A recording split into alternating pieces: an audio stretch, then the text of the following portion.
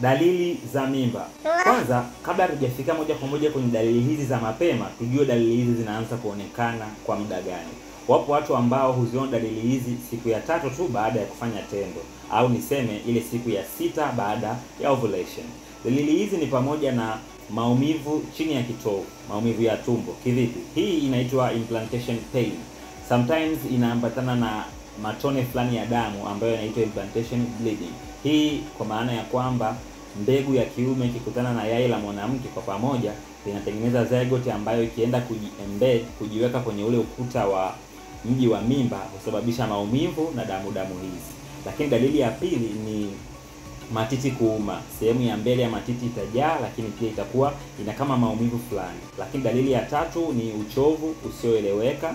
Dalili ya 4 ni kukojoa mara kwa mara au mkojo kuwa mwingi. Dalili ya 5, unaweza kukuta huyu mtu anakuwa anachagua vitu, vyakula fulani, ladha fulani au harufu fulani. Dalili nyingine ni mabadiliko ya kihisia. Huyu mtu anakuwa na mabadiliko ya kihisia, yani hatulii. Huyu mtu hatumuelewi, anakuwa na ile tunaita mood swings.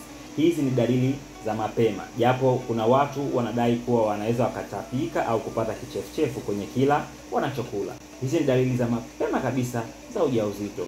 Je, niambie wewe, wakati ulivyokuwa mjamzito ulianza kuona dalili hizi? Hii ni Swahili Medics. Ciao.